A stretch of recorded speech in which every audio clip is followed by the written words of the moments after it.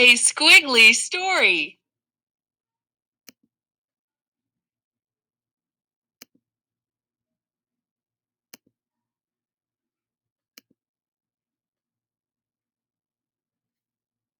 My sister loves to read big words and little words, page after page, word after word. My sister loves to write big words and little words, page after page, word after word.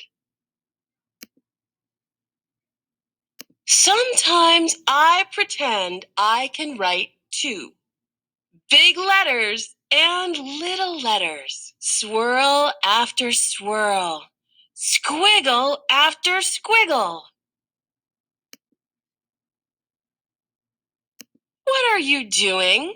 I ask one day while we're sitting at the kitchen table.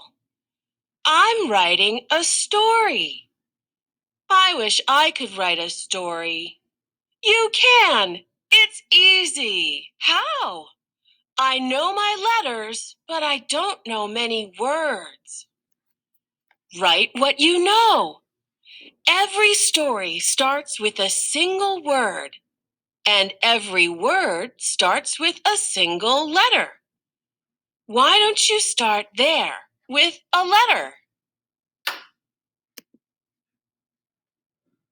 So I get my crayons and pencils and a pad of paper, and I start to write. I start with a single letter. It's an easy letter. I. That's me. That's a good beginning. Now what? What's going to happen? How should I know? It's your story. You're the boss. What? I'm stuck. What happens in my story? I draw a circle. It's a soccer ball. Then I write another letter. It's you, I say to my sister.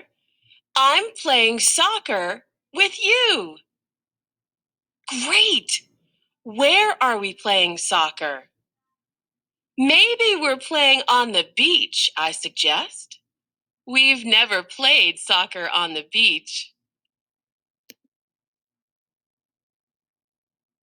So I do a bunch of dots for the sand on the beach.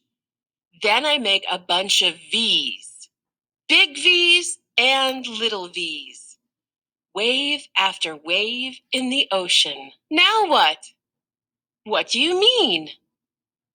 You have a beginning. Now we're in the middle of the story.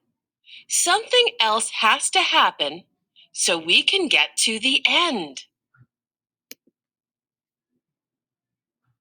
I'm stuck again. I start doodling. I doodle another V, but this time I doodle it upside down. Oh no! It's a shark! It's getting closer and closer. I flip the page to get away from the shark. The next day, I bring my story to school. It's my turn for show and tell. That means I get to sit in Mrs. Singh's chair. Everyone else sits on the carpet, ready to listen. Mrs. Singh's chair. Last night, I started to write a story. It's sort of squiggly, but here goes. Once upon a time, there was a brother and a sister, and they loved to play soccer. Hi. One day, they had an idea. They decided to play soccer on the beach. So they went to the beach and played soccer. Then they noticed something coming toward them in the water. It was a shark, a real live shark. It was getting closer and closer, and it was getting bigger and bigger?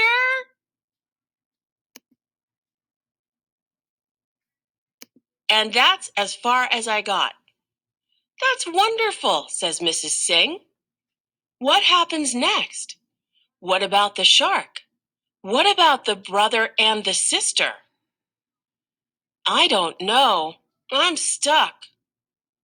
Class, does anyone have an idea? Jake waves his hand in the air. I do.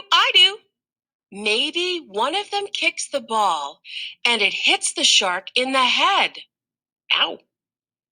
Then maybe the shark bites the ball with his big, pointy shark teeth. Aaliyah offers another idea. What if the shark's name is Squiggles? What if Squiggles is a vampire shark? What if she invites the brother and sister to ride on her back? And what if they become a vampire family and live forever?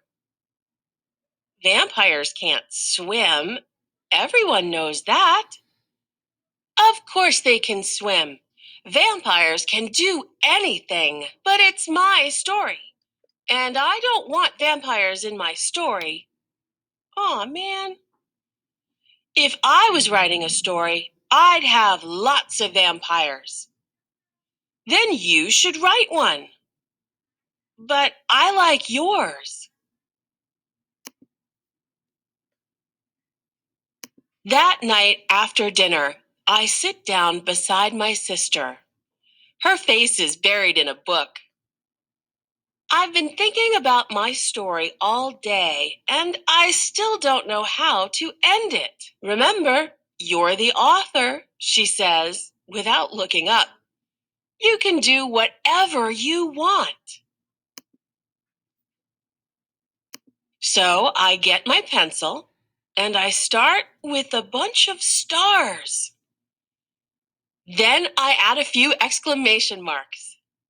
My sister told me exclamation marks make things exciting. She's right. It is exciting.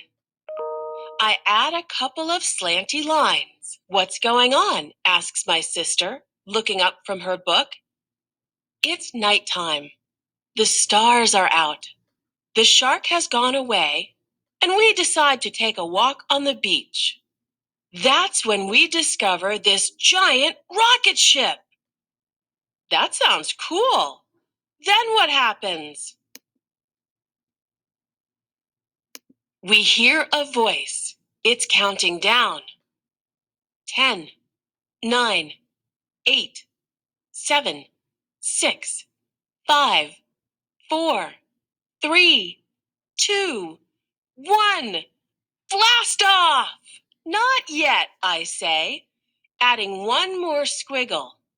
Just before the rocket blasts off, we spy a Martian looking out through a window. The Martian invites us to climb aboard. That's a great ending. Now I have an idea for my next story. It's going to be about a boy who climbs aboard a rocket ship and takes a trip to Mars. And